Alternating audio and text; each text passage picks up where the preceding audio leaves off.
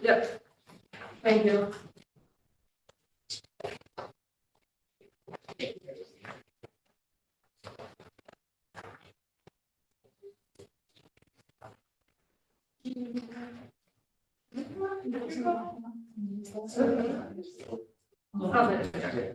Do you need one? Is it agenda? No, because it's financial. I didn't like it. The finance committee. You want? Yes.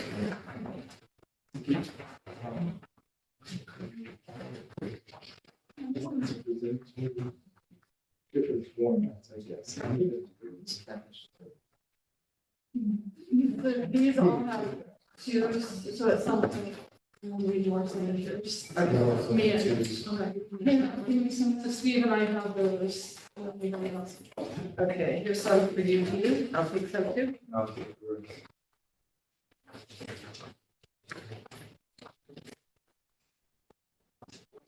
Okay, There were 3 items, right? Those 2 pages? For what, for the just handed out? Just two. Oh, just 2 Yeah, seconds. I mean, there's more in the email, but it's, like different reports and Okay, cannabis sales tax, there's no change. It's just, Are you only gonna give it to us when there's a change? I email, no, I'm gonna Yeah, email it to yeah, everyone, I didn't- that's in that email, but I'm not necessarily gonna hand it out because it's, Same favor. yes. handed out on rolling papers. Yeah, that was that 34-page one, yes.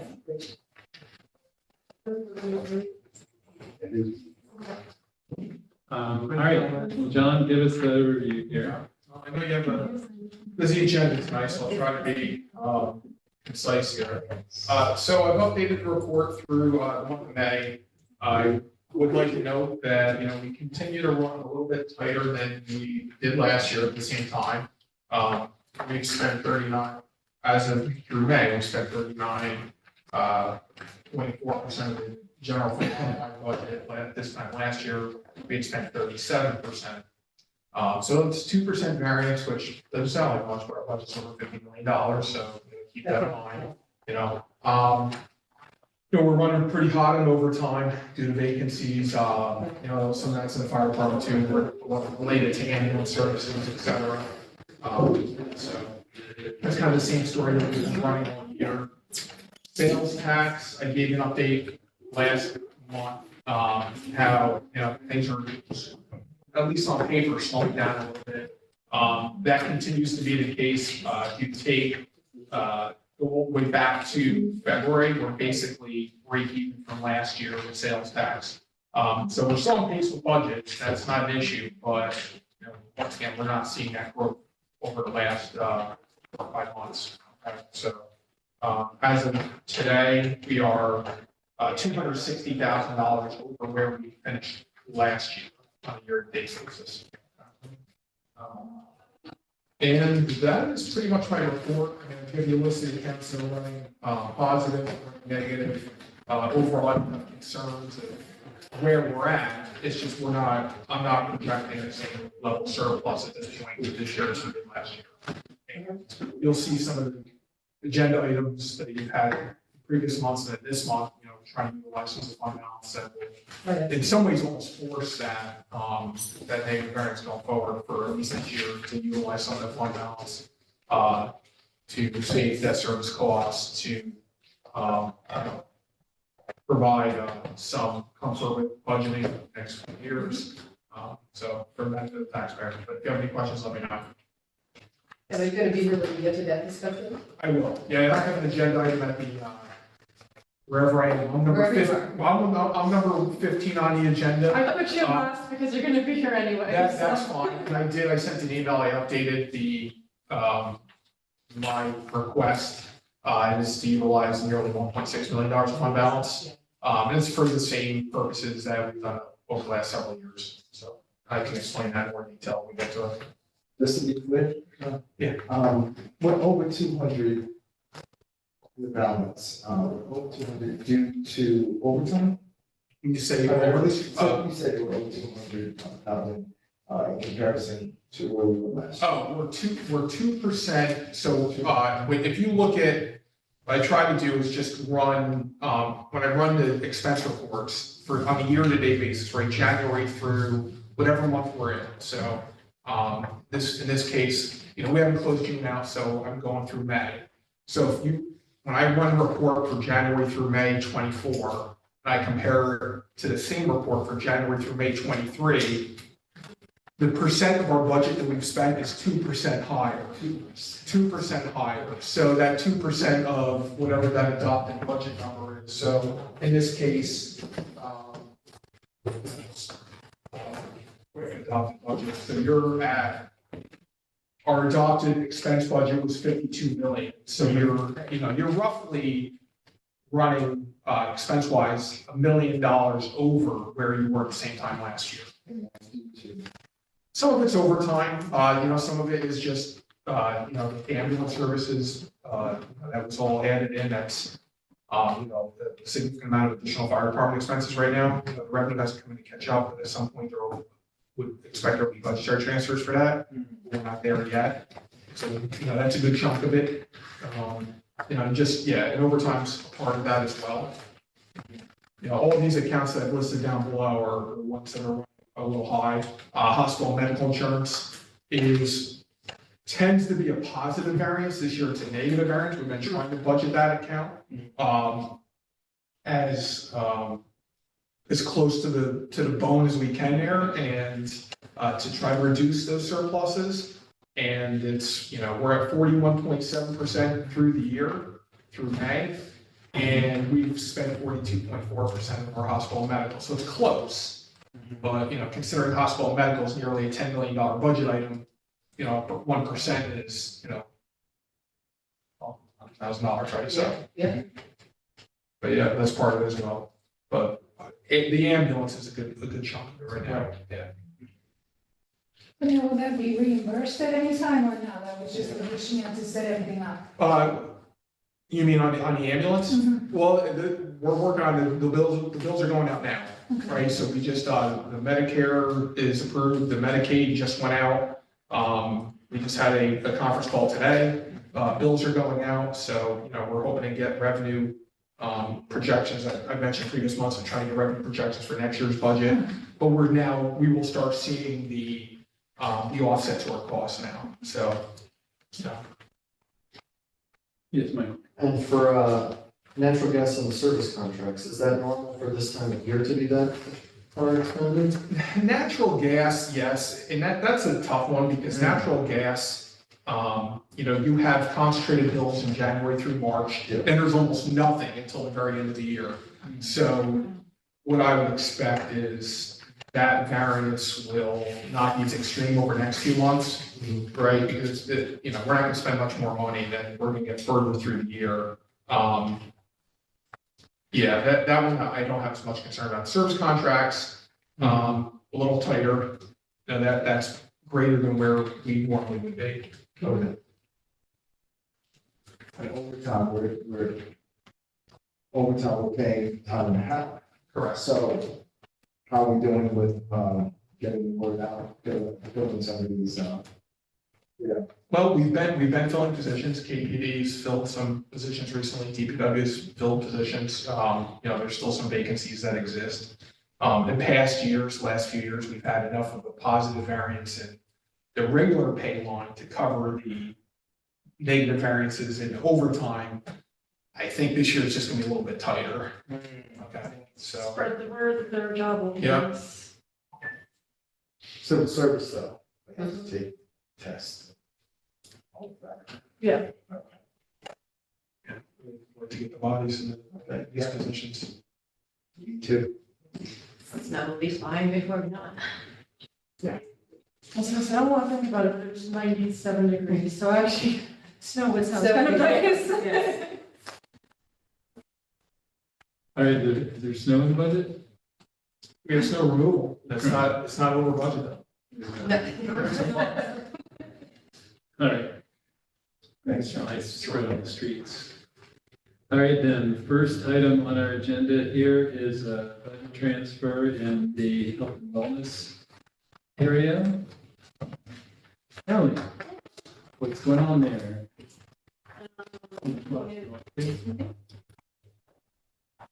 Hello, everybody. I'm Lynn, Director of Public Wellness. These are pretty,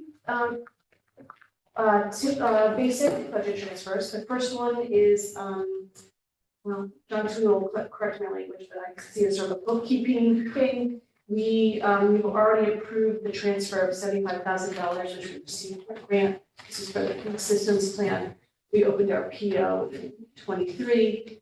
I'm sorry, we opened our PO in 24 and we transferred the funds in 23. So I have to transfer it now this year so that my budget lines add up. Is there a better way to describe that? Basically, it was, we had the money in place in 23. There was budget transfer with the revenue and then the expense. Because of timing difference, the purchase order to obligate that money wasn't issued by December 31st. It didn't happen until 24. And the budget transfer doesn't carry over to 24. So we basically need to repeat that process.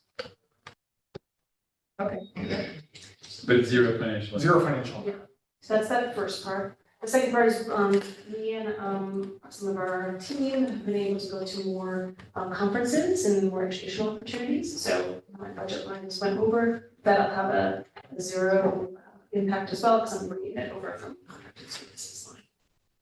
And what are some of the, what are the conferences you've gone to I this? know you were gonna ask. You did? I'm just curious. Yes. So, as you may know, I sort of have two main programs in the Department of Health and Wellness. One is Live Well Kingston. The second one is the Creating Healthy Schools and Communities Grant Project. With that grant, there is an in-person meeting that we are obligated to go to. So this is all of the grantees around New York State that also got that grant. They pulled us together in Binghamton this year, so that was great. Then my colleague Kristen, who's doing the food systems plan, she went to the New York Food Summit. She went to the 2024 National Right to Food Summit. And then, I don't know what these stand for, but the AFHBS Conference Right to Food as Commons. I'm not entirely sure what that means, but so she went to 3 different food summits. And then I'd like to go to the Walk Bike Conference in Albany this fall. Because I get to work on a lot of the active transportation. Oh, nice. A lot of good stuff. A lot of good stuff, yeah. Other questions? Hearing no questions, I'll call for a motion to approve. Motion. Second. You shout it. Second by Michael Tierney, any discussion?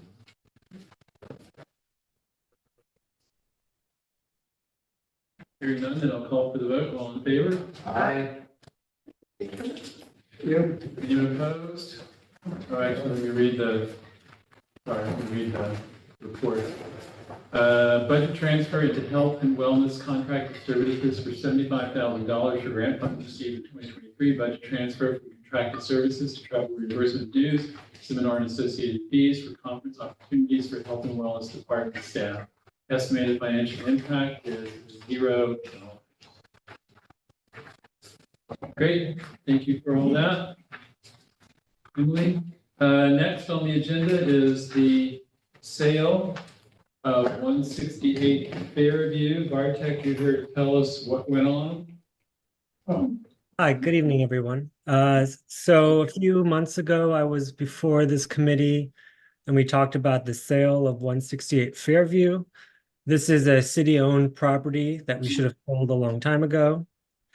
And we decided that auction was the best route. We did have that auction in June. We were able to have that auction in-house in Chambers, and we did have a pretty good showing. And so I'm asking the council to award 168 Fairview and authorize the transfer to Hernan Mara, who was the top bidder for $85,000. Questions for Bartek? Did they state what they wanted to do with it? It is going to be for personal use. Putting in a sauna. And I would say that since I know that property because it's in Ward 1, I'm actually amazed it brought in that amount of money.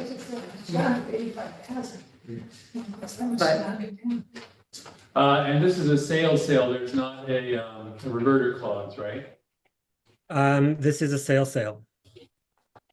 Okay. Thank you for handling all that, Bartek. Of course. All my neighbors are gonna be thrilled. If lawyers in the room, they'll tell me. Fine. So it says in the real property document attached that 10% is payable at submission. Have they paid in full yet, or did they just? They paid the 10% the day of, on June 6th, and so they'll pay the remainder at closing. Oh, okay, great. Rather standard. Yes. Any other questions for Bartek? All right, then, do we have a motion to approve? Motion. Second, Drew Andrews made the motion, second by Steve Shabbat. The report reads authorizing the transfer of 168 Fairview to Fernand Mira. See attached. Is there any discussion? Hearing none, I'll call for a vote. All in favor? Aye. Anyone opposed? Passes unanimously. Thank you, Bartek. Thank you. May all our sales go as well.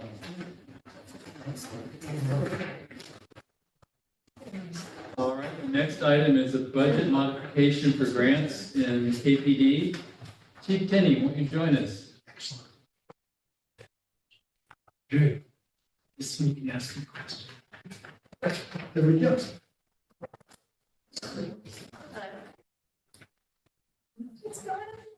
So Grants-A-Rama. Grants, 2 grants for this month. We're working on a few other ones, but I don't know what you have on, which one first. $1,149,000 grant So, technology. we're quite pleased about this big tech grant that we got. It was a large sum, $1.149 million. Excellent. Yes, tremendous. It is a block grant. I believe the city's already received the funding. John, can you confirm that, or you don't? If we've received the Yeah. money, Pretty sure Pat told Lieutenant we got it. actually, look. No, it's okay. It doesn't- it doesn't. So, but I put in a budget modification in, so we can start spending money. The grant has to be spent before March of 2025. So it's pretty quick. Yeah. We did put in, it's all tech equipment. The bulk of it is going to be a records management system, replace the aging impact system that we have currently. And then the addition of surveillance cameras and license plate readers throughout the city that have been an unbelievable success they have been great. They Yeah. absolutely have been great. And, for us, that is a win-win. I can't tell you. The other big number, over 100,000, is for the replacement of the aging equipment in patrol cars. We currently use Dell laptops that have docking stations. Like everything else, they're mobile offices, and they get beat up, but we're very fortunate to have gotten as much as we did on this grant. But yeah, it would be a continuation or expansion of the current surveillance systems as well as the license plate readers that we currently have in the city. Is that replacing these or adding to the Add to, stuff? yeah, add to. And then we do the same system. The cameras that we would be using are designed more from Kyle, the director of IT here. We've had some great success with some of the other additions throughout the parks and whatnot. So we'll probably go with that system than a different vendor. Easier to maintain. We have the capability to add storage to it. The license plate reader, it makes sense to add additional LPRs that meet the same standards that we already have through NEI. So an expansion on that. All of the technology here has to be approved by DCJS and meet the standards for sharing of any information that's collected for crime analysis. And we use them down the CAC, the Crime Analysis Center in Orange County, for any type of recommendations on equipment as well. So they're doing, CAC in Orange County is responsible for the Hudson Valley, but they're connected to the other 9 crime analysis centers throughout the state, and they have recommendations on different vendors. So, but we're very fortunate that this money has come in, but it is going to be quite a fast expenditure. Right? We're about 6 months left in 2024, and 3 of them in 2025. So we'll move quick on it. Money came in Friday. That Came in Friday. Okay. Another question, if you don't mind. Do you want to go first? Everything first. You said the cameras have been a benefit. Can you expand on like what kind of benefit it's bringing the city? Yes, so we currently have two large monitors, one in the detective division and one in our patrol division up above dispatch. So the detectives use it 99% of the time for any, to investigate actions that have occurred. We get a call that there was a fight at an intersection, resulting in some sort of an assault.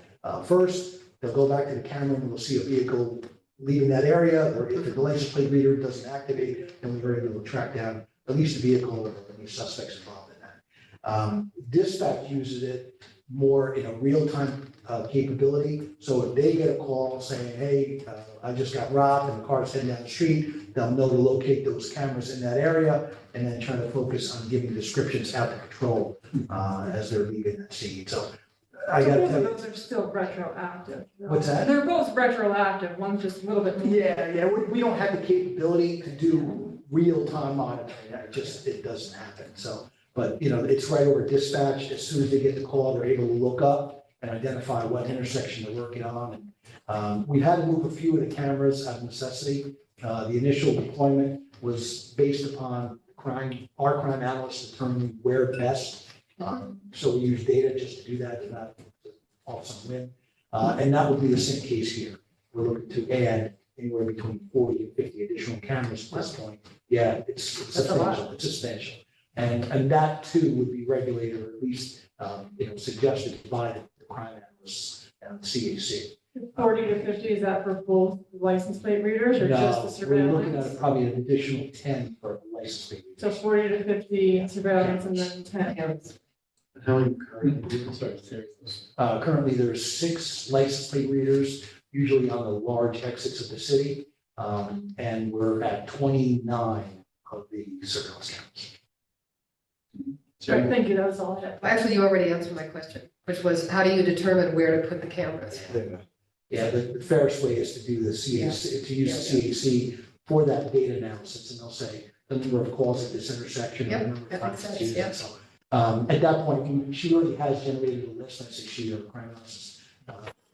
Darian has generated a list, and we'll just go through and fill in the Yep. blanks with as many cameras as we have. So has any crime actually decreased in any of those areas where the original cameras were placed? I think overall crime's decreased in the city. I think for us, it's more of the closing of the cases than anything else. I mean, I don't necessarily think that the cameras will prevent crime. If the individual determines that they're just gonna punch somebody in the face due to anger or whatever emotional issues they may have.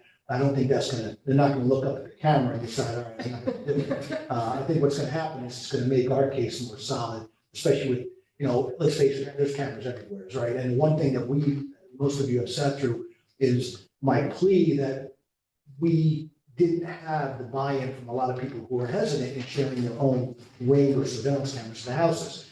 By doing these citywide cameras at these intersections, it does remove that component.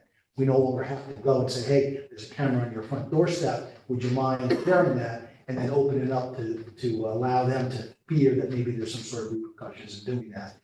So I think that, the cameras have worked well. There has been a couple of technological hiccups here and there, but we've worked through them. And again, big kudos to Kyle and his team out there. They're amazing. I'm sorry, Jeannie? I was just gonna make a comment.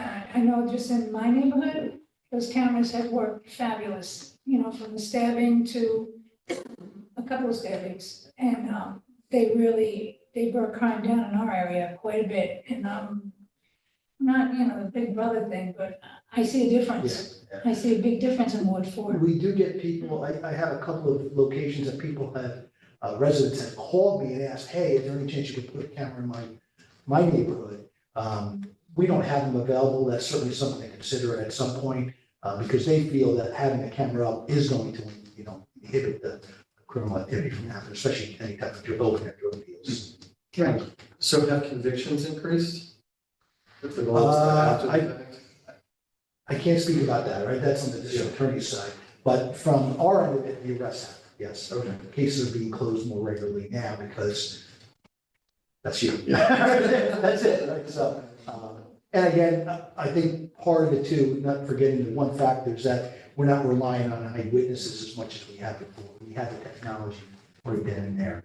The cameras we currently have limited storage. I think that's the one thing that we're running into, more common than not, that if a crime is reported a week later, for whatever reason, that we have to immediately rush to that camera location and get that footage off of there, because it may not be on it, the loop on it is kind of short, and that's really dictated by the amount of storage in that camera.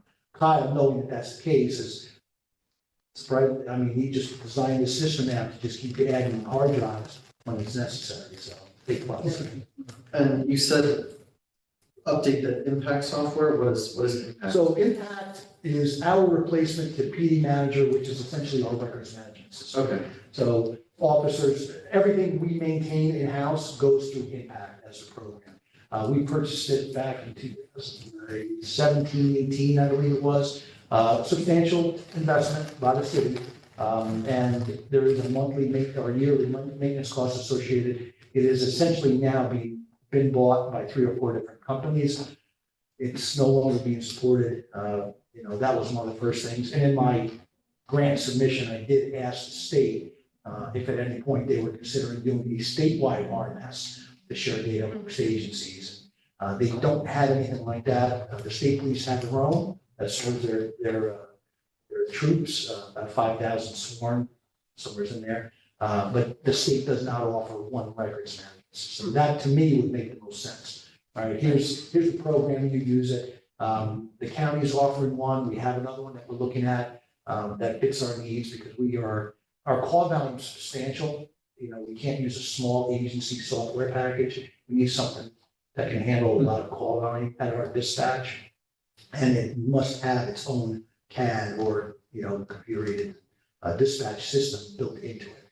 Our evidence program is still not digitized or barcoded. We're still doing pen and paper for a lot of the evidence submissions. This new program, whatever we determine is going to be best, is going to have that capability. so this will reduce the administrative time for the officers and get them back on the road? That and coupling that with the upgraded laptops in cars or workstations in cars should help. Yeah, there is, we have pretty good wireless connectivity in the city, but every so often they've got to drive to a location where they can enter it. And I don't like when they have to drive to headquarters to use one of the computers or one of the desktops there, because I'd rather have them stay out of patrol, park themselves, and use the laptops there. So. The first round of cameras that were approved and placed per the crime analysis data, that was released to the public like before that there, and will we be doing that again? We can, absolutely. Yeah, they're not hidden. We're not disguising or camouflaging any camera. In fact, these WCCD cameras from time to time have a reset that has a blue light that flickers. I mean, it brings attention to it. You can't miss them when you see it. They're like, oh, camera's on there. But yeah, they're absolutely. Okay. Absolutely. And how big are the actual units? About the same size as the ones that are currently on the pole. Okay, so they're clearly visible. Oh, absolutely. There's none of this grant money is used for undercover gear or surveillance. Right, no, it wasn't, if they were like that big. No, these are substantial units. If we go with the system that we're talking about that Kyle's designing, there's a pan-tilt zoom system that is pretty hefty. I mean, they're good industrial cameras now, so. Okay. But again, he's got to build it to connect it to the Verizon LTE network and bring everything down. So Okay. And have all these first round cameras survived? we started with 30. We have one down right now. It's getting repaired, but they had to go through and change out some components inside at one point. Take down the cameras, all 30, replace them. And like I said, the one hiccup we're finding now is that the hard drive storage isn't as much. There is a tremendous amount of data being collected on these systems anymore. And it's not just here, right? I imagine anywhere in City Hall, any place you have that level of storage, whether it's computers but our body cam videos themselves, and these officers are out there and required to turn it on at any type of public encounter. So the storage just exponentially keeps going. Plus the requirement now with Discovery that it is turned over immediately within 15 days to the district attorney so it can be shared with the public defender's office. So there's a lot of requirements, and because the technology overlaps, right, body cameras, surveillance systems, all this stuff, we've got to find cameras that are software that can integrate all that. Right. So it's It's tricky. It's not like 1992 where you got into a car, it was this little radio, and that was all we had. That was it. Now it's impressive. It is, printers, scanners, plus, like I said, the technology just in headquarters. And that's why I commend Kyle and his team. They are just amazing what they do. Two things. You said LPR, what's that? License plate readers. What is it? The license. License plate readers, and then the crime analysis data. Yes. Is there any way we can look into? Yeah, that? absolutely. Yeah, I think Is that what Yeah. Yeah, it How do we look? mapped out like the locations Yeah. that. Yeah, well, I'll have our crime analyst put together a list, I believe she's already updated it, where she says, this makes the most sense to put it. So we're not just putting that at a location that doesn't have any reason to have it there. This is solely based on data and science.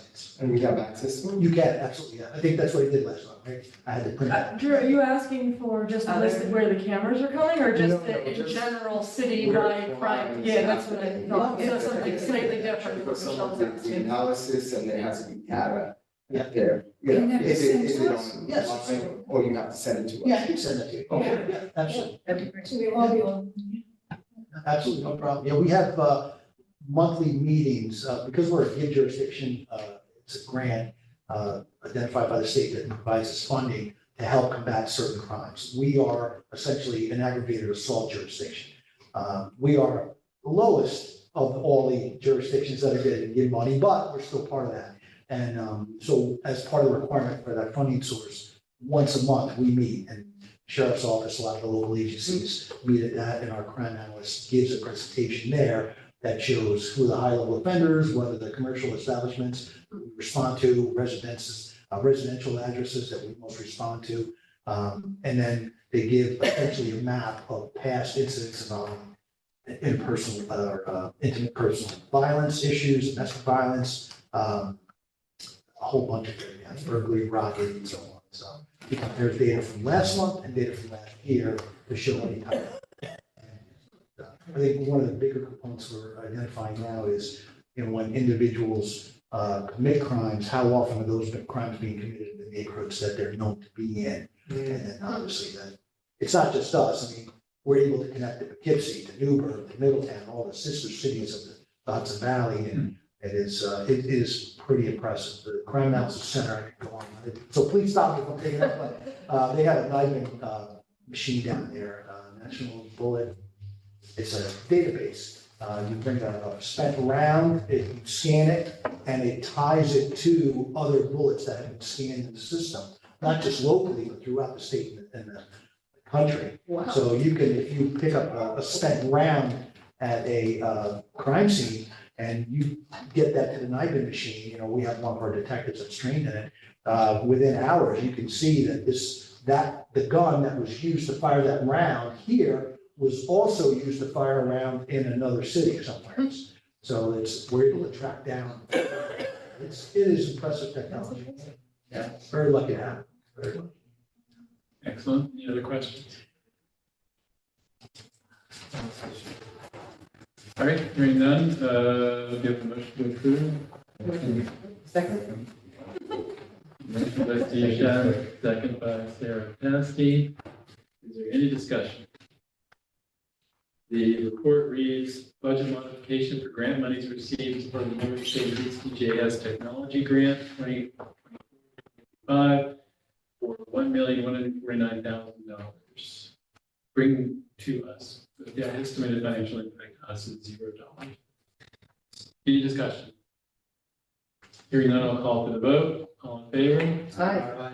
Anyone opposed? Passes unanimously. While we're getting that going, what do you think about Oklahoma allowing vending machines that sell ammunition in grocery stores? Yeah, just heard that today. Yeah, we, in this state, if you buy them, you still gotta go to the next check. So you'll send us those two things, you'll send us those two things, About the crime list, analysis, and then yes. the list of which ones you're Right, gonna, yes. which numbers, thank you.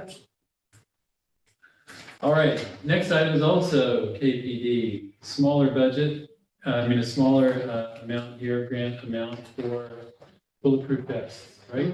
Yes. Yeah, so this is a federal grant through the OJP that essentially reimbursing half the costs of bullet resistant vests for the use by the officers. We're eligible up to $20,000.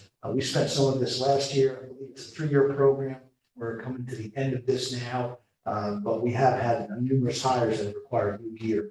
So this covers half. This does about $1,000 vest are covered about $500. So this $4,986 is essentially just coming in. It's already spent. This is a reimbursement. The vest that we already purchased. All right, any questions? Michelle? What's the lifespan of a vest? The manufacturers sew a tag on the front and back panel that say 5 years. But the truth of the matter is the vest can, and that's what drives replacement, right? It says 5 years and someone's wearing it 7 years from now and gets hurt, that's a problem. The actual manufacturers are saying that the vests can be good up to 30 years. If you take a brand new bullet resistant vest and you lay it flat in a closet somewhere, away from the sun and the moisture, it'll last forever, right? But if you put it on a human being who's gonna get it sweaty and have to replace it and crunches it up and hangs it in a locker and on and off and on and off, we find that the carriers wear out usually up to 3 years, the actual piece that it sits in.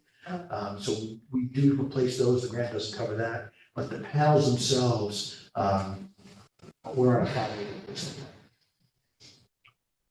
Do these things get, like dry cleaned? Or, The vest panels do not, the carriers can. oh, okay. Yeah, carriers can, yeah, so the vest panel itself, there's one in the front, one in the back, and you remove them out of the panel carrier, and then the officer can wash, usually laundered. So they go in, they put them in the laundry, they wash it, because they do absorb, fuel. Exactly. Yeah. Exactly. Every so often, you see one sitting there, ready for the dry clean, the big salt stain across the front. Yeah, especially this kind of weather, right? And this is worn throughout their entire shift. Yes, yeah, Oh, it's there. So, if you're in uniform on patrol, you have to wear it, it's a requirement. If you're a detective, or administration, you get one issued, and then if there's a deployment, then you put it on. Yeah, usually we have outside carriers as well.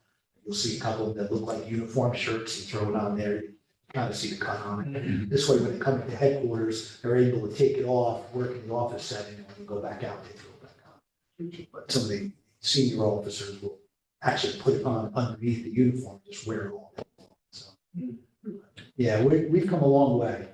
When I came on 32 years ago, the panels were thick and stiff really, you get in a car and it ride up to here. And so today, they are just like a heavyweight sweatshirt, really, a little bit more than that, but it is impressive. It's very impressive.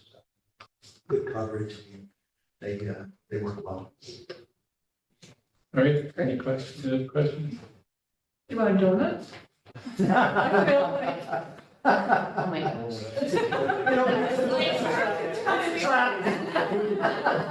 Yeah, see the cameras running. Over there.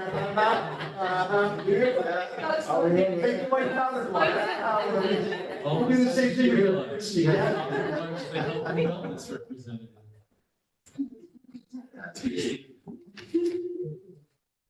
Well, but it's Duncan. I mean, there's a question, is that actually a donut? I don't know nothing about it. You don't know, so. Well, I'm willing to have a debate. Anyway.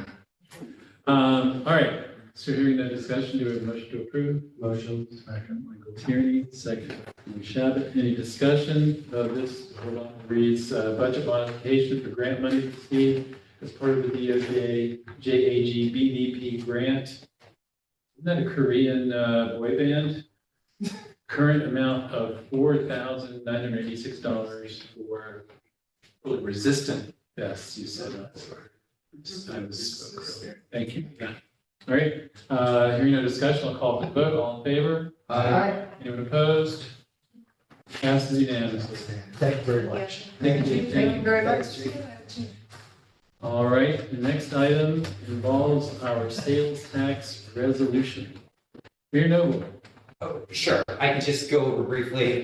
This is now, I think, the 3rd year that we're going to do this. And so when the sales tax agreement was signed a few years ago, if the amount collected by Ulster County exceeded just over $128 million. The county would, through its share of sales tax, share an additional 1% with the towns. So the legislature just passed the resolution, and by, in virtue of that, the county also likes us to pass a resolution supporting the county's giving their money to the towns. And so we did this last year, and basically what we put in last year's committee report was just affirming the attached Ulster County resolution related to the sales tax sharing agreement. There's no financial impact to the city. And last year we did this in September, and so we're actually a couple of months ahead this year. So we're on the ball. And so I just asked that we do that again. It's good to be generous with other people. Yeah. So we don't get any of this money. This is money that goes to the towns. Right. Because we have our own agreement with. So as a part of our agreement, we had indicated that if the base level of 128 million was exceeded, there would be more sharing with the towns and not any additional. We're still getting 11.5% of the exceeded amount. Of the exceeded amount too. So yes, so we're getting So that's 11.5% all- of everything collected. Got it. We're now just giving The balance. part of what the county was getting now to the towns. Okay, Yeah, and this most likely will probably happen at least one more time before our agreement expires. We still have at least another year and a half with this sales tax agreement. I think it expires in March of 2026. and is this sales tax agreement similar to ones that have been passed in This one is a previous little years, bit- or is this a new one? Yeah, this was a little bit different with this addition of this kind of high watermark, they called it in the agreement. That basically would be like a safety valve in case there were more resources coming in. And in the end, who knew, COVID happened, sales tax in Ulster County kind of shot up. And so we were able to enact it. At the time that we wrote the agreement, we were like, no way, we're never going to get more than $128 million in sales tax. And now the county is upwards of over 150, 160. Yeah, that's what it looked like here, 170 almost. Yeah. Yeah, So that's great. with inflation, people have been paying a lot more, and so obviously sales tax has gone up too. And so inflation also played a really big role in that. Okay. So are you talking amongst yourselves while I write a committee report? And is this do you think that when this one expires, similar sort of sharing, it's just a matter of figuring out what the amount, the high water mark is, or? Yeah, so I expect that, when negotiations start again, if I was a town supervisor, I'd probably be asking for 1% to be permanent, so that this doesn't have to happen every year. Right. And so that would be most likely at least one of, the communities, and the city of Kingston may have its own requests in our negotiation with the county, which again is still over a year plus away, so we haven't gotten to that point yet, but at least I would expect that this piece of it would probably be made permanent. Yeah, it seems like a good idea. So.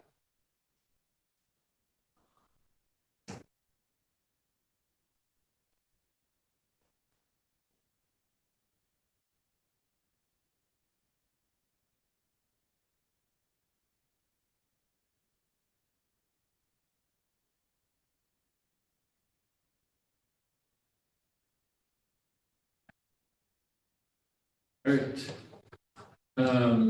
The description reads, authorize the county of Ulster pursuant to section 4 of the sales tax agreement with the city of Kingston to increase the allocation of sales tax distributed to the towns as tax. Do we have a motion to approve? Steve Shabbat, second by Drew Andrews. Is there any discussion?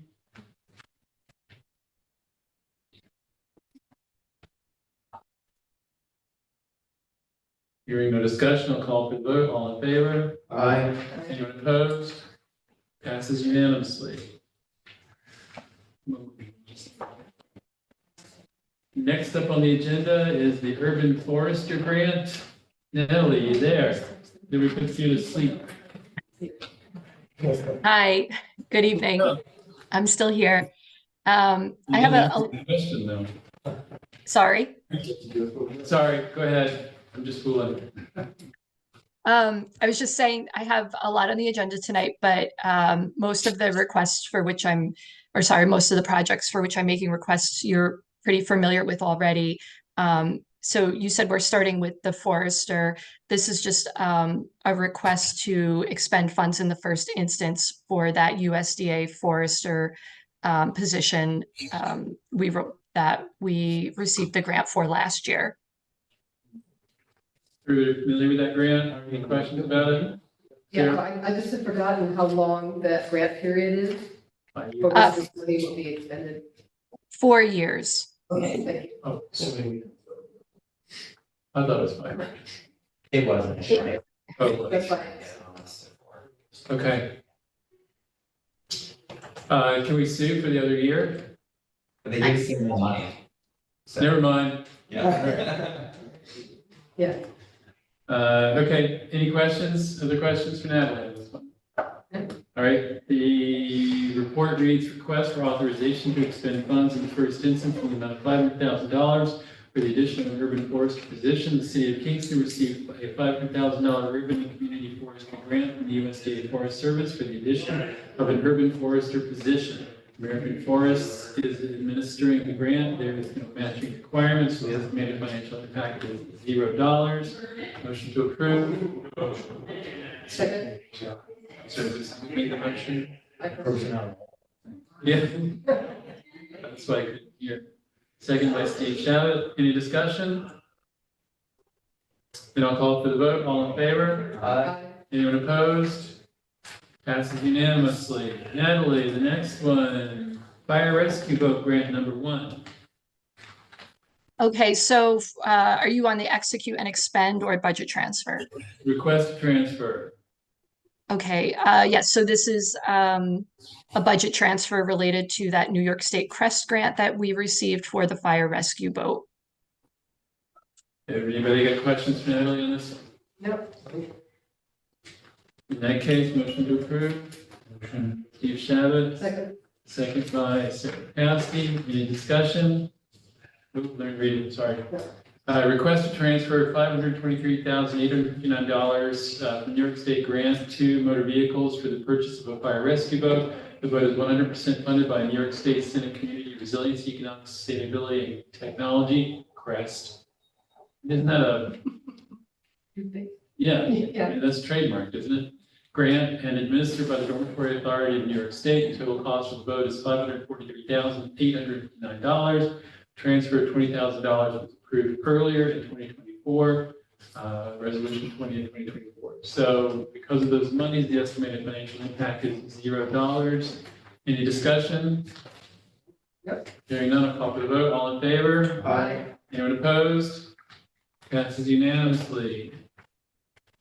Fireboat number 2.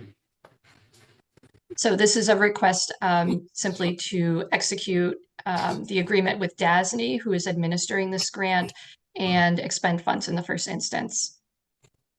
And DASNY is the Dormitory Authority, right? Yes. Any questions for Natalie? All right, the report reads request for authorization to execute an agreement and any and all related documents with the Dormitory Authority of New York State and expend funds in the first instance in the amount of $550,000 for the purchase of a fire rescue boat. City of Kingston received a $550,000 Community Resilience, Economic Sustainability, and Technology CREST grant from the New York State Senate for the purchase of a fire rescue boat. The Dormitory Authority of New York State, DASNY, is administrating the grant. There is no matching requirement, so the estimated financial impact to us is $0. Motion to approve. Motion. By Sarah Paskey, second by Steve Shabbat. Any discussion? Hearing none, I'll call for the vote. All in favor? Aye.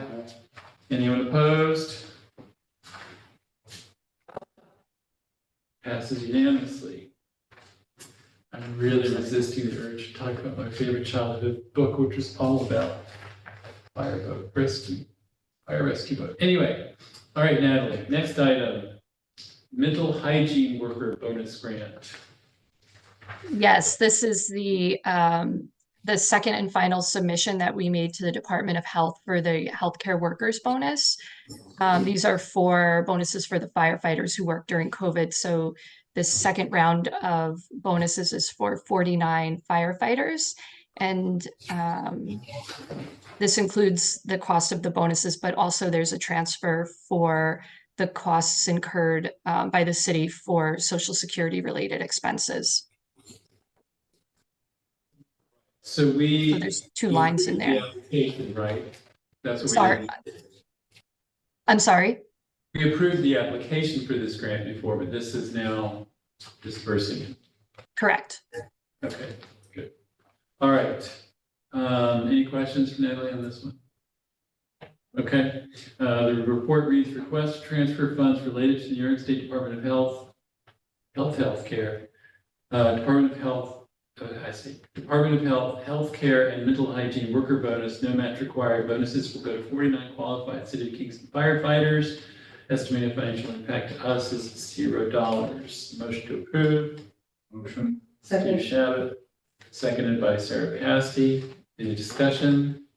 Just Go ahead. question. The only cost that's being incurred by the city is the social security? They're actually reimbursing that cost. So that's the second transfer. Okay, so it's reimbursement. Okay. Wearing my firefighter t-shirt tonight, by the way. All right. We're gonna pass that. Did we vote on that? No. No. Hearing no discussion, I'll call for the vote. All in favor? Aye. Anyone opposed? Passes unanimously. Thanks. Next is the improvements to Rondell Lighthouse. Yeah, so this is a project you might not have heard of yet, but we recently received a grant award in the amount of $20,500 from the New York State Office of Parks and Rec through their a new maritime heritage grant program. And that is to do a building conditions study of the Rondout Lighthouse, as well as make a few of the more urgently needed repairs. So we're requesting authorization to execute and expend in the first instance and do a budget transfer. Actually, I'm sorry, that's two separate requests. Okay, good. So this is in advance then. We made an application for a large amount of money to do a lot of repairs, but that's still working through, right? I'm sorry, can you repeat that? We recently approved an application for money to work on the lighthouse, right? This is separate from that. Yes, yes, it is. Okay. Matching? Oh, yes, there's a 50% match. I'm sorry. So there is an impact of $20,500, which either the city will be responsible for, or the Hudson River Maritime Museum, who will be managing this project, will be raising money for. Okay, did you have a question? Yeah, so how does this grant play into the next one, since we were already approved for some of the restoration work? Are we going to study it after we do this work? Good question. I didn't actually invite Sue to this meeting, and she would have been the best person to speak about this. She's at a meeting across the hall right now, but I'm not really that familiar with those first repairs that are being made, or how those decisions were made. So I could get back to you on that. The other grant was mostly for the foundation. Yeah, right. Yeah. And so this Oh. is things that are above. I'm so, I think there might actually be three separate grants or projects going on. And I now realize that the other one you may have been talking about was the one that was approved last month for the CFA application to do a study of the foundation. Yeah. okay, thank Sorry. you. I was confused. I think that there was actually something else going on at the lighthouse earlier, either earlier this year or last year, that I was originally thinking that's what you were talking about, sorry. So just to clarify, so this one that we have in front of us right now, that study of and improvements would be above the foundation, right? Of the lighthouse, because if we already are dealing with the foundation, it doesn't make sense to do a study to say, you need to improve the foundation when we're doing just that. You know what I mean? Yeah, actually, and you know what, I may have misspoken. The other one regarding the foundation might be to do repairs rather than a study. Yeah, I think that's what it Oh, I was, think because it was that's for $250,000 or so. Yeah, A big study to say the foundation needs work. yeah. Sometimes you're aware that there are problems before you do the study. That just introduces you to the fact that you need to have the study done because you're doing a serious repair that's immediate. Yeah. So this makes sense. Underwater, Michael? Yeah, I guess this goes for everything, it's only sort of tangentially related. Maybe I should have asked this last one, but it would be really helpful for us to see the applications to the grants in the backup materials. Oh, okay. We can do that. I would love that, thank you. By email, not on paper, please. Okay. Yeah, email's totally fine. As part of communications. Yeah, Yeah, you want me to, will you ask Ruth Ann to make that a habit now, or do you want me to reach out to her and ask? Yeah, I can tell her. Yeah, and that's no problem. Just assuming they're completed. right, no, that's the issue here, is that like for all of the CFA grants that you guys say just approved, Right. none of them are written yet. Right. So The the, one So that- all yeah. right, all of the grants like are, that we're applying for, are generally like when we come for resolution, just of support for those. But by the time we come back to you for an expending in the first instance, then we would have like a completed grant application that would be like the backup of as to like what we were doing to spend that money. Or a completed contract, like we could go either way, because sometimes the Yeah. grant changes also from what we're actually spending the money on based on contract negotiations that happened. And so like the best way that we keep people updated on our grant projects is the grant activity update that Ruth Ann's project that they do on a kind of semi-quarterly basis where we actually describe exactly what we're doing with that project. So I don't know where along that continuum we would. I think maybe when it comes to executing the agreement, I think it would be helpful to see the application. Yeah, So one thing that can go into a committee report is if you're being asked to approve something that's not in its final form, can be approval subject to, sharing the document before there's, the return to council for additional action. If there's a lab change or something. Thank you. We remember that each time? You bet. No, the same conversation is happening in the county as well. So it's just the change, changes, and we could be on the hook for something that we didn't necessarily think was part of the grant application in the first place. Not to say anything negative about the great work that all you guys do, but we're the appropriating body. So you'll pass that on, thanks Natalie. Yes, yep. All right. Thank you. So the report reads, request to transfer $20,500 from New York State grant to related to conditions study and improvements to the Rondell Lighthouse. There's a 2% match required, and that would then mean an estimated financial impact of $20,500. Do you have a motion to approve? Motion. Sorry, Michael Tierney, second by Steve Shabbat. Any discussion? Hearing none, I'll call for the vote. All in favor? Aye. Anyone opposed? Passes unanimously. I'm just gonna go ahead and read the second one here, since we've already discussed it to some degree, or asked Natalie just about it. The second one reads, request for authorization to execute agreement and any and all related documents in New York State Office of Parks, Recreation, and Historic Preservation, and expend funds in the first instance in the amount of $20,500 for conditions, study, and improvements to the Rondell Lighthouse. There is a 50% match required, and it's estimated financial impact of $20,500. Motion to approve. Second by Sarah Paskey. Is there any discussion? Hearing none, I'll call for the vote. All in favor? Aye. Anyone opposed? Passes unanimously. All right. And unless you have a sneaky last one, Natalie, I think that's it for you, right? That's it for this month. Thank you. Okay, thanks for doing all this. Okay, of course. Good night.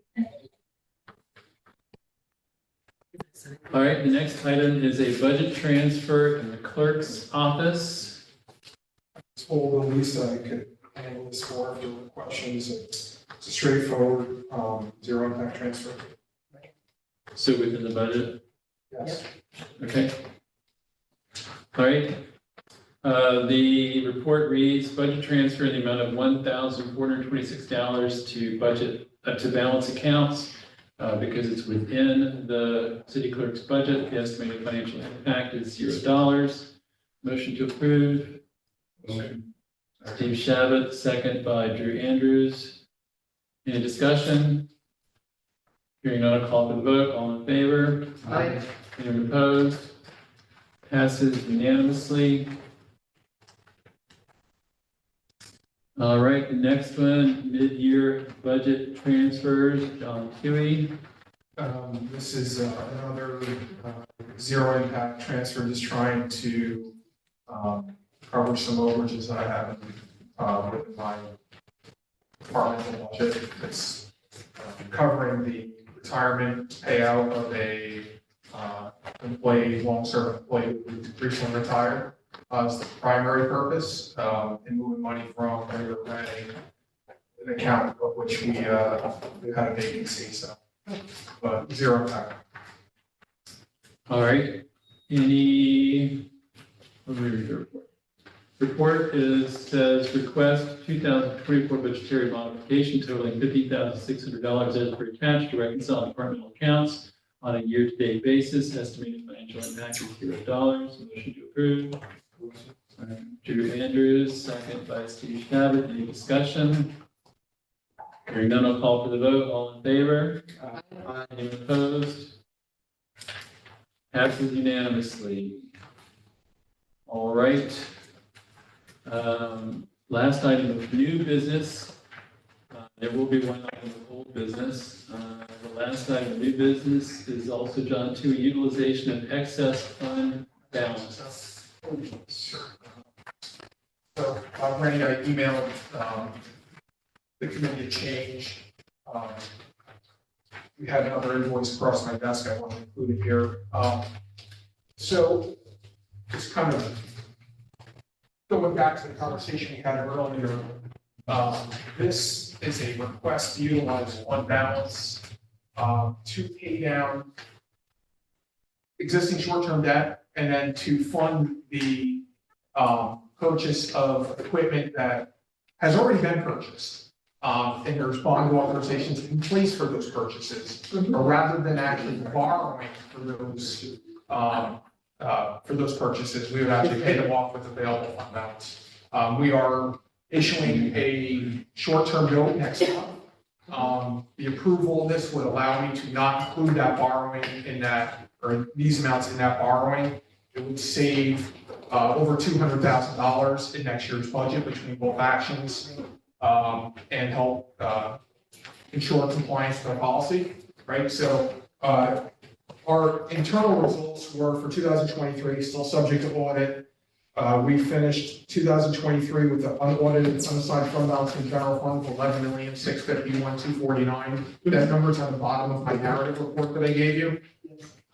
That's 22.3% of our 2024 adopted general fund expenses.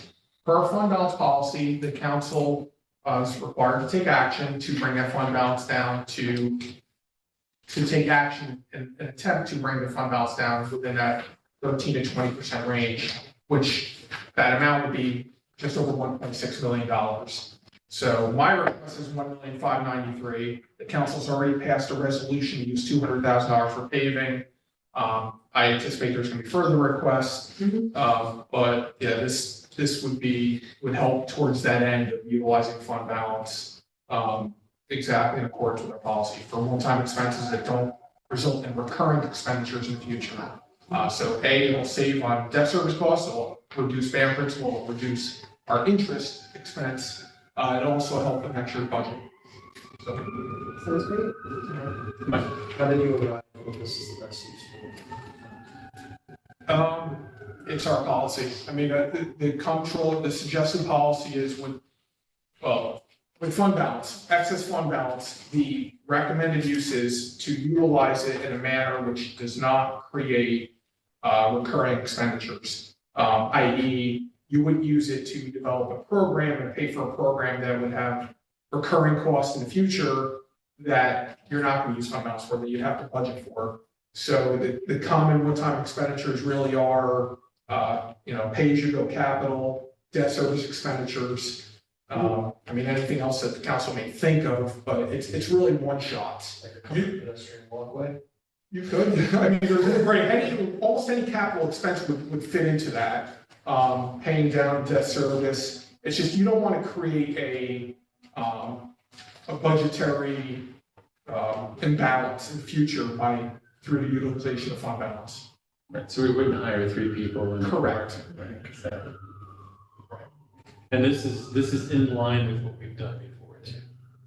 We've done this each year since that when we closed 2020, we were over the 20%, and then 21, 22, 23, now 24, the council have taken action to, in a very similar manner, to utilize fund balance to help keep that fund balance at a reasonable level. Right. So like we've purchased police vehicles this way because we have to buy those pretty much every 3 years. And that might be We have to replace them every 3 years.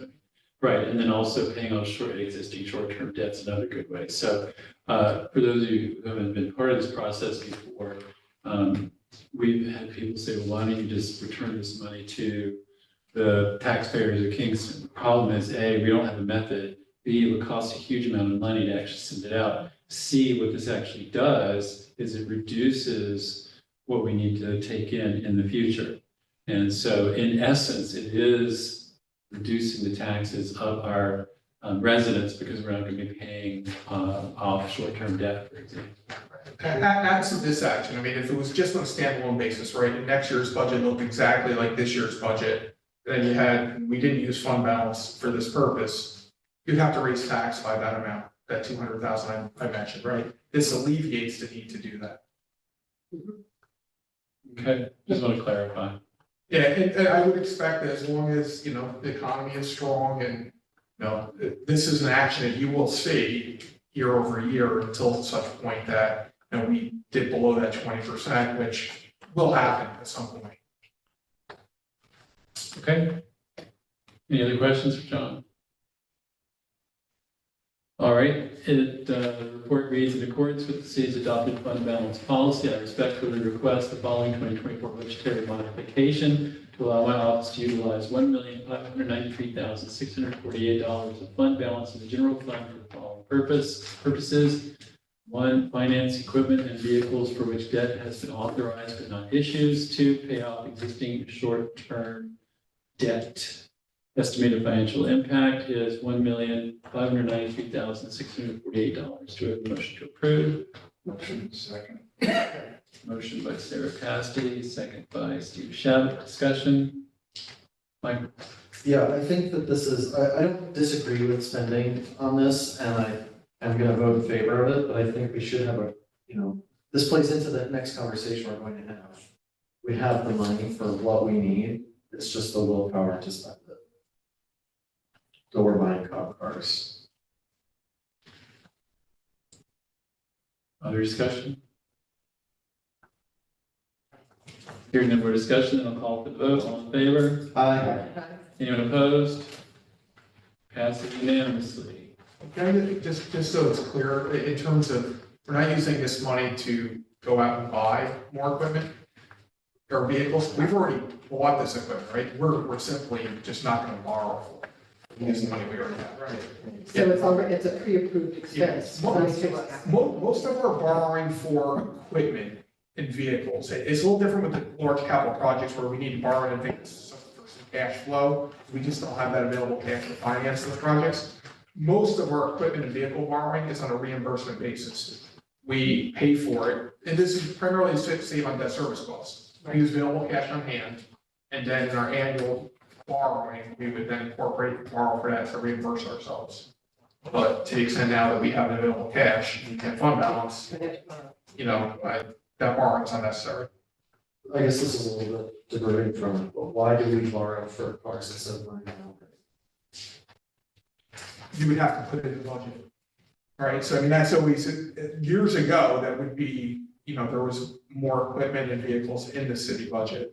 And over time, to alleviate budgetary pressure, some of that's come out of the budget. Certainly could be a consideration by the council to work that in. I think there's been years where we've put more in.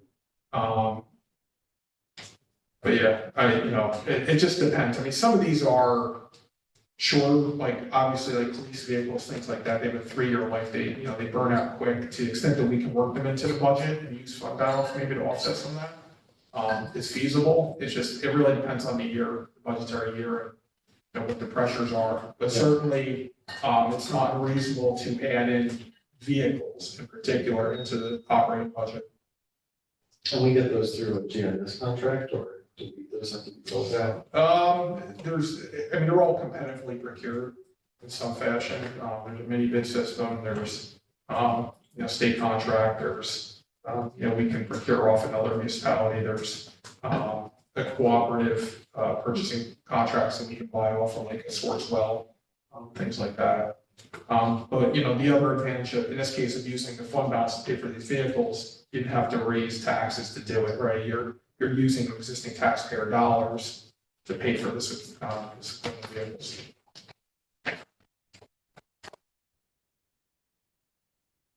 Anything else on that? All right, in that case, we're going to move to old business, which has to do with the pipe plan, and we can go into attorney-client session to discuss this. So we will. To discuss the entire thing or to support it? We can start discussing and then maybe move into attorney-client session for. Okay, so we'll hear a presentation from the mayor. Thank you all very much. I'm going to go over a couple of things. I prepared some notes, and so I'll pass them out. And I also figured I would just read through my notes just to make sure I kind of get it and everything that I want to say. The pipeline is a complicated subject. It's been something, as we all know, we've been talking about for a while. Even us together have been talking about it more directly since April. We spoke about it in 2019 at length with the council, and back in 2016, I inherited, multiple lawsuits related to the pipeline. And so I feel like I've learned a lot over that time frame, but in particular, I've learned a lot over the last 3 months since I met in April with you all. And so I wanted to kind of give you an update on where we are. And so tonight I'm here to request just over $1 million to remove the city-owned pipe plan. As we know, the sidewalk canopies along Front Street. This funding will include the removal of the structure, which is at the end of its useful life. It will repair the building facades where the pipe plan was attached, as well as new lighting that will better illuminate the sidewalks and storefronts. So since I first issued a joint statement with Council President Schott in April, our city engineer has spent 3 months looking at this structure and conducting multiple inspections. I now understand better the concerns and liability risks related that the structure imposes on Kingston taxpayers or business owners and our customers. This severely limits our options. I believe that we must remove this pipe plan as soon as possible for the well-being of all concerned. There is no option to repair. The current structure must be removed entirely due to its declining structural integrity and deteriorating condition. If the council acts as quickly as I feel is necessary, the pipe plan removal would begin in January of 2025 and take approximately 3 to 6 weeks. This would allow the holiday shopping season to take place uptown without the headaches of construction work that, while we would hope to minimize, we know there will still be headaches. After the removal, I believe that we should return the historic facades underneath the pipeline to their original form and leave the beautiful architecture exposed. Studies have shown that similar canopies in other parts of the U.S. have limited visibility to storefronts and hindered security. Once the canopies were removed from these locations, merchants and patrons reported a brighter downtown with increased visibility to stores. greater sense of security, increased prominence for the historic architectural details, and generally a more open and pleasant environment. For these reasons, I believe that we will see higher foot traffic and are very tourism-dependent shops and restaurants currently in Uptown Kingston. In 2009, a letter from the New York State Office of Parks, Recreation, and Historic Preservation called the Pike Plan a non-contributing or non-historic feature of the National Register listed Stockade Historic District and recommended to demolish the Pike Plan and to restore the historic storefronts rather than extend the life of the non-historic feature. I believe that the city should support all of our historic buildings in the city, and regardless of the neighborhood. And so I am also proposing that the council set aside up to $2 million for a citywide facade fund, which would provide grants for any low to moderate income building owners across Kingston, not just in Uptown, hoping funding which will help revitalize their storefronts and commercial spaces. An estimate from 2020 to rebuild the Pike Plan was approximately $8 million. Factoring inflation, this construction project would now cost taxpayers up to $10 million. I believe we should instead invest in our business community throughout the city and ensure that all businesses have the same opportunities for improvement. I believe that our small businesses, our vibrant art scene, and many festivals and community events, and most of all, our people are what make Kingston unique. The Pike Plan has served its purpose. It is time to move on. I am resolute that this path is in the best interest of not only our Uptown businesses, but the city of Kingston as a whole. And so I'll give this to you just for your records. I emailed it to you a little bit ago, but in general, what I'm asking tonight is to revisit the committee report that I sent in March with asking for 1.2 million, which gives us a little bit of a contingency to be able to make the necessary process start, which in this world requires our city engineer to go out to bid for a design professional to be able to make sure that we are appropriately taking down the canopies, to make sure that we're not doing any damage to any of the buildings while we are taking them down. And then when that design is done, we would then go out to bid to find a contractor. We would hope to let that in October so that we would have a contract in place so that in January we would be able to start demolition. And again, at this point, John is suggesting that it will take between 3 to 6 weeks. He says it could be done in 2 weeks. It could take as long as 8 weeks, but our goal would be 3 to 6 weeks to be able to have the structure down.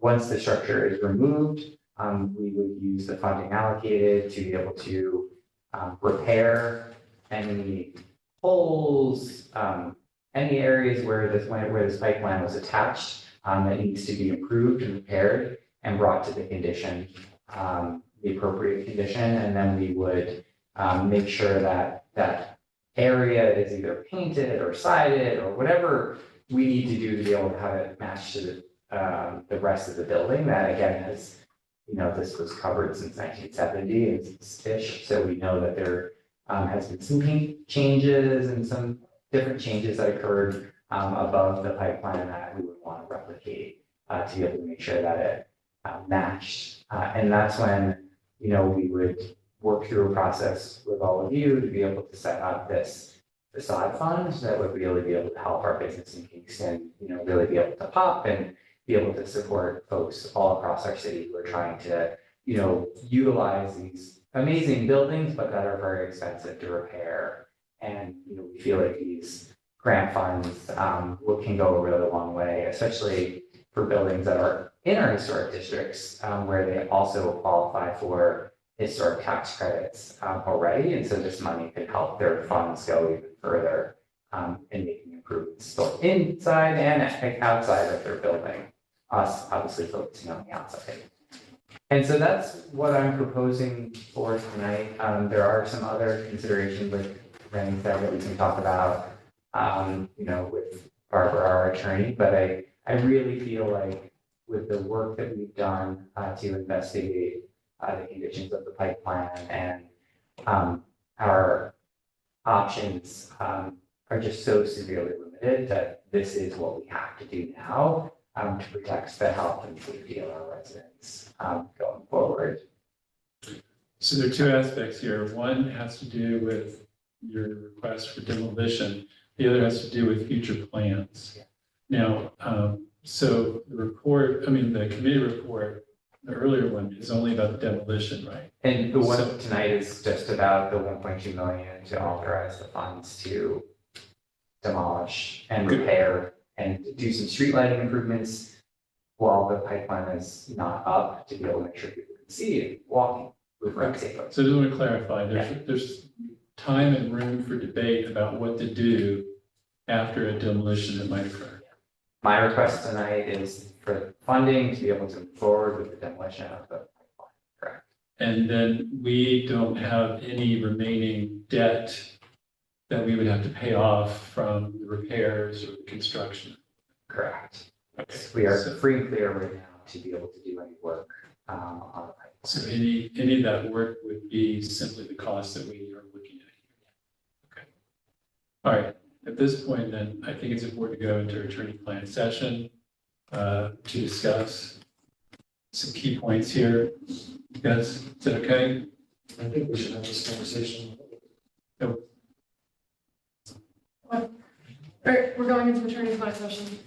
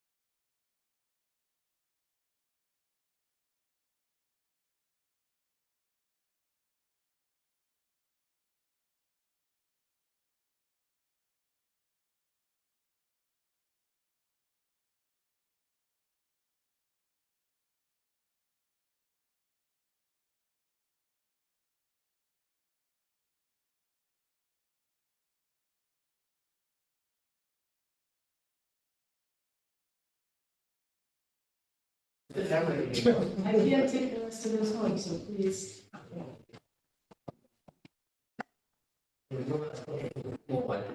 You're making fun of those donuts. That's what I'm saying. I've got discussion derangement syndrome. Sure. Or just time for discussion. Make them on the sidewalk. Probably, right? All right. We have before us a report that reads requesting authorization of a $1.2 million bond for restoration of historic facade. So.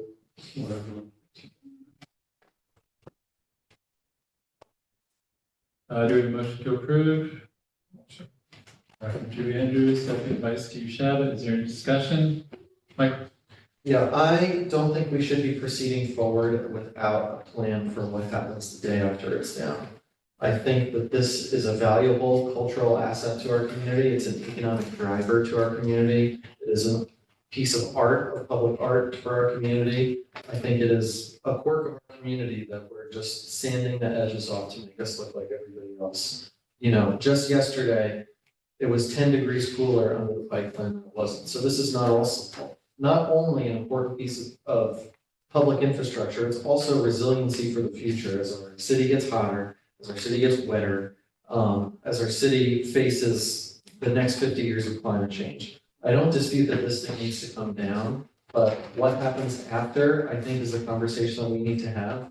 And I have heard from my constituents, this is in my ward, that almost unanimously that they support the Pike plan, whether that is repairing it or replacing it. But to just take it down, I think is a huge disservice. I think this is the next round of urban renewal. This to me is the equivalent of taking down Penn Station or the post office or any number of important architectural sites, you know, in the region that just fell to because it was old, because it was dingy, because it didn't fit the aesthetic that we were trying to go for in the city of the future. But it's just, to me, it's too important and the public is not weighed in on what they want to see.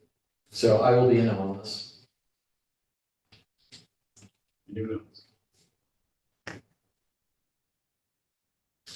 Hearing no further discussion, then I'll call for the vote. All in favor? Aye. Anyone opposed? Opposed. The motion passes 4-1 with, you're on this one. Okay, with Michael Tierney being the no. No, on the other one. There's still some. It's a- Sorry. Sorry.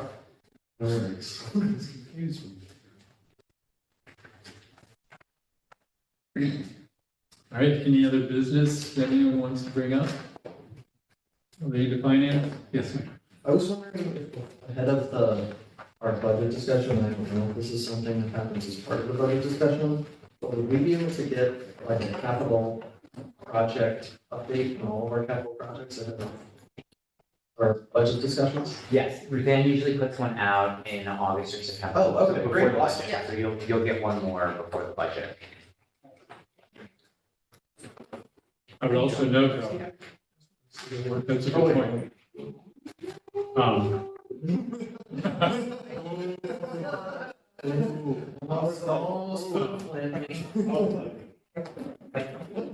If anybody has things they want in the budget, you need to think about that now, and let the mayor and John know. Okay. Also, just housekeeping for September, the caucus falls on Labor Day, and then November, Election Day, our meeting, so I'll be sending an email with some options. How to move forward for that. Is it okay to start thinking about November now? Please. Yes. Very good. And we all. And then prepare for December. What? I'm just gonna, I was asking if I could ask a question. It is irrelevant. In a public meeting. No, we don't have a discussion. Do we have a motion to adjourn? Motion? Second. I'll vote. All in favor? Aye. We are done. All right, thank you. You have a second? Very Sure. In April, she talked about